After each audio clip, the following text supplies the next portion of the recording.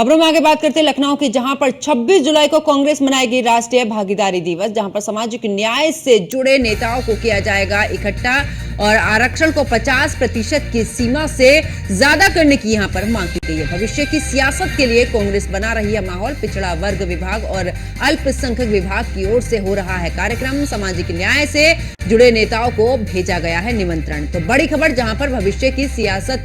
के लिए कांग्रेस इस दौरान माहौल बना रही है। और ऐसे में अगर बात करें तो पिछड़ा वर्ग विभाग, अल्पसंख्यक विभाग की ओर से ये कार्यक्रम हो रहा है और इस दौरान सामाजिक न्याय से जुड़े नेताओं को भेजा जाएगा निमंत्रण। तो बड़ी अपडेट आपको दे रहे हैं, जहां पर बता दें कि इस दौरान लखनऊ से 26 जुलाई को कांग्रेस मनाएगी राष्ट्रीय भागीदारी दिवस। ज्यादा जानकारी के लिए हमारी संवाददाता वर्षा शाही हमारे साथ फोनलाइन पर जुड़ चुके हैं। वर्षा, कांग्रेस की तरफ से अब एक और तरीके की नई शुरुआत और ऐसे में आरक्षण को लेकर 50% की सीमा से ज्यादा करने की मांग भी की जा रही है, यानी कि भविष्य को ध्यान में रखते हुए कांग्रेस एक अलग ही माहौल बनाने में। बिल्कुल, देखिए जिस तरह का लोकसभा का परिणाम है उसके बाद कांग्रेस एक्टिव हो गई और एक्टिव होने के बाद अब लगातार वो कुछ ना कुछ बड़ा करने का प्लान कर रही है, जिसको लेकर अब 26 जुलाई को कांग्रेस की तरफ से भागीदारी दिवस मनाया जाएगा, जिसमें वो आरक्षण की मांग करेंगे। आरक्षण 50% से ज्यादा करने की मांग करे। इसके साथ ही साथ जितनी भी सियासत है, जो उपचुनाव की सियासत है या 27 के चुनाव की सियासत है, उसको लेकर भी एक्टिव है और जगह जगह माहौल बना रहे हैं, जिसमें अल्पसंख्यक और पिछड़ा विभाग की जो टीम है वो सबसे ज्यादा एक्टिव होकर सारे कार्यक्रम करवा रही है और हर जगह लोगों को कनेक्ट करने के लिए सबसे ज्यादा कार्य कर रही है। क्योंकि देखिए जिस तरह से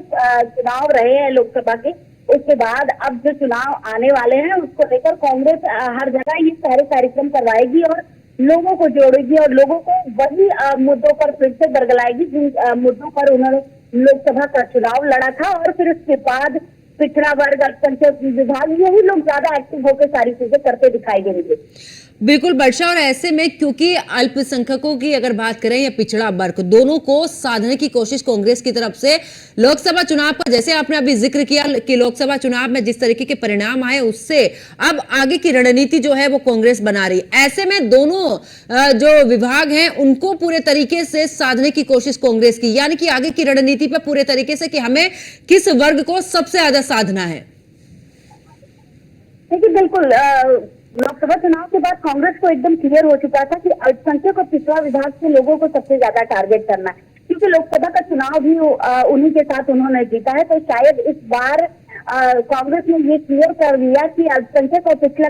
कल्याण के लोगों को ही जोड़ना है, तो उनके लिए कार्यक्रम करवाना है, उनको किस तरह फिर से एक बार कांग्रेस के बारे में बताना है और जगह जगह ये सारी चीजें करनी है। देखिए पहले संविधान का मुद्दा उठाया गया और आरक्षण का मुद्दा उठाया, लेकिन इस बार भी आरक्षण के मुद्दे को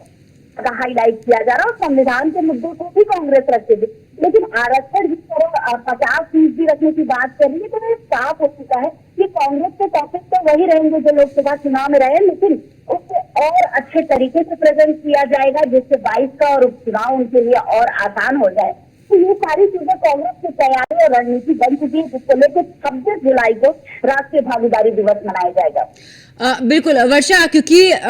उपचुनाव भी है और ऐसे में अगर कांग्रेस की बात करें, क्योंकि जिस तरीके से तैयारी में कांग्रेस है, क्या लगता है इस बार की गठबंधन को लेकर, जिस तरीके से कांग्रेस ने समाजवादी पार्टी के साथ में लोकसभा चुनाव लड़ा, क्या उपचुनाव में भी उतना अच्छा प्रदर्शन नजर आ सकता है? देखिए जिस तरह से लोकसभा का चुनाव रहा गठबंधन का, उसी तरह से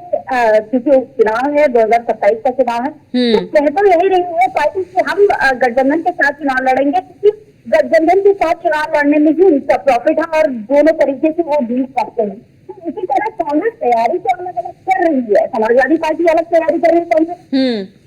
लेकिन चुनाव लड़ने की बात पर वो गठबंधन का ही नाम लेते हैं, वो अलग होने का नाम नहीं लेते। और तैयारी वो अपने तरीके से, हर पार्टी अपनी तैयारी अपने तरीके से करती है, लेकिन तैयारी अलग होती है और चुनाव लड़ने के जब मुद्दे पर बात की जाती है तो वो इंडिया गठबंधन का नाम लेते हैं कि हम गठबंधन के साथ ही चुनाव लड़ेंगे और आरक्षण और संविधान के मुद्दे को ही हाईलाइट रखेंगे। बिल्कुल, चलिए बहुत बहुत शुक्रिया वर्षा शाही हमारे साथ जुड़ने के लिए, तमाम जानकारी साझा करने के लिए।